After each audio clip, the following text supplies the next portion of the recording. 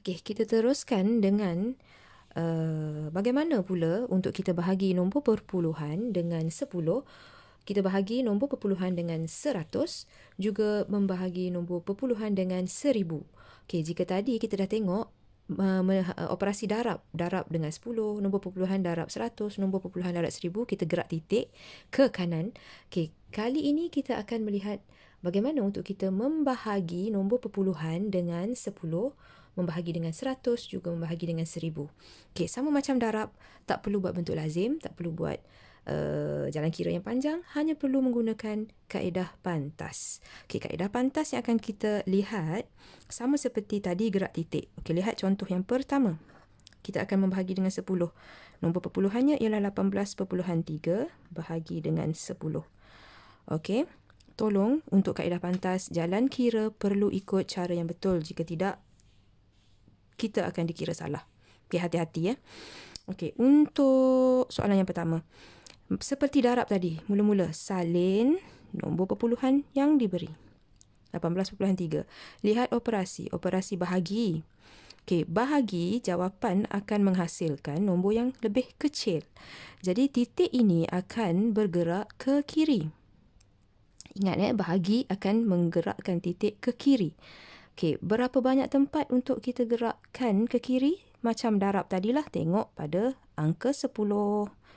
Sifarnya ada 1, jadi dia akan bergerak berapa tempat? 1 tempat. Okey, sudah kita salin tadi kan 18.3. Okey, letakkan pensel pada titik perpuluhan. Okey, kali ini bahagi. Bahagi gerak ke mana? Kiri. Bahagi gerak ke kiri. Berapa tempat? Tengok 10. 1 sifarnya. Jadi 1 tempat ke kiri. 1. Jadi titik akan berpindah ke situ. Okey, tulis sama dengan. Okey, 1 sama. Titik perpuluhan sudah berubah kedudukan kat situ. 8 sama. Sini dah tak ada titik. 3 masih sama. Okey, jadi tolong ya.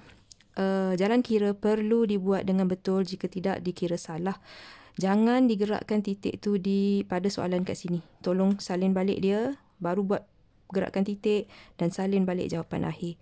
Okey, ini kaedah ni untuk menunjukkan bagaimana nombor perpuluhan dibahagi dengan 10. Okey, bahagi titik gerak kiri. Berapa tempat? 1 tempat kerana 10 mempunyai 1 sifar. Okey, seterusnya. Bagaimana untuk membahagi nombor perpuluhan dengan nombor 100? Contohnya 75.8 bahagi 100. Okey. Sama jalan kira kita. Salin nombor perpuluhan 75.8. Salin. Kemudian operasi kita pastikan operasi bahagi gerak kiri. Berapa tempat? Sifar ada 2 tempat.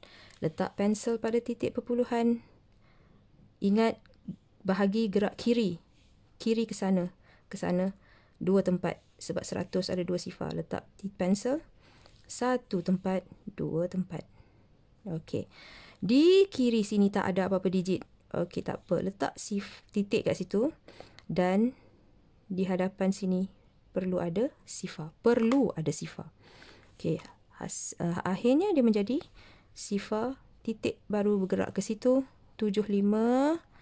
Sini dah tak ada titik sebab dah pindah ke sana. 8. Okey, ingat ya. Kalau kita gerakkan titik di hadapan belah-belah kiri sini dah tak ada digit apa-apa. Titik duduk kat sini. Kiri sana tak ada apa-apa digit. Perlu letak sifar. Okey. Atau saya bagi contoh yang hampir sama ini ya. Katakan 13.28 bahagi 100. Okey, 13.28 bahagi 100. Okey, salin balik 13.28. Tentukan operasi. Bahagi, ingat kiri. Berapa tempat? 1, 2. Sifarnya ada 2. Okey, letak pensel pada titik. Gerakkan ke kiri 2 tempat. 1 tempat, 2 tempat. Ni. Kiri sini dah tak ada apa-apa digit. Titik dah bergerak ke situ. Jadi apa perlu kita letak? Ya, kita perlu letak sifar. Perlu letak. Kalau tak ada, salah. Okey, jadi jawapan kita akan menjadi sifar perpuluhan. Perpuluhan dah pindah situ kan? 1, 3, 2, 8. Sini dah tak ada titik.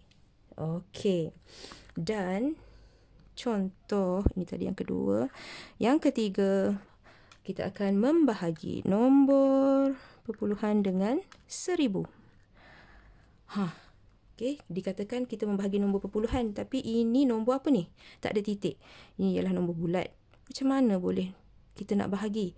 Okey, kan awal tadi kita boleh jadikan dia nombor perpuluhan. Bagaimana? Bagaimana nak jadikan dia nombor perpuluhan? Letaklah titik sifar. Okey, letaklah titik sifar. Dah jadi nombor perpuluhan. Okey, salin 5 perpuluhan sifar. Okey. Pastikan operasi bahagi. Bahagi gerak ke mana? Bahagi gerak ke mana? Ya, bahagi gerak ke kiri. Berapa tempat nak gerak kiri? Lihat sifar 3. Jadi gerak ke kiri 3 tempat.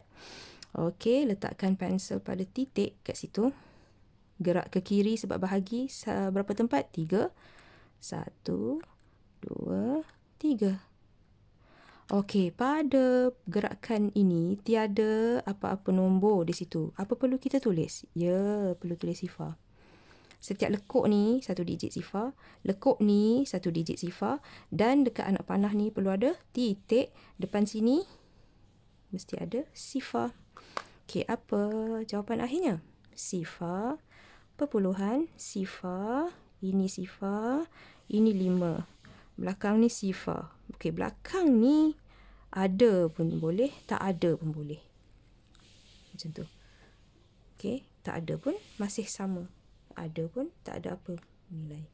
Okey, jadi ini ialah kaedah pantas untuk membahagi nombor perpuluhan dengan 10, dengan 100 dan dengan 1000. Yang ni tak ada. Nombor ini nombor bulat asalnya. Kita boleh jadikan dia nombor perpuluhan dengan meletakkan titik perpuluhan. Okey, dan kita gerakkan ikut. Kalau bahagi ke kiri, berapa tempat nak gerak kiri? Bergantung pada bahagi berapa. 1000 gerak 3 tempat, 100 gerak ke kiri 2 tempat, dan 10 gerak ke kiri 1 tempat. Okey.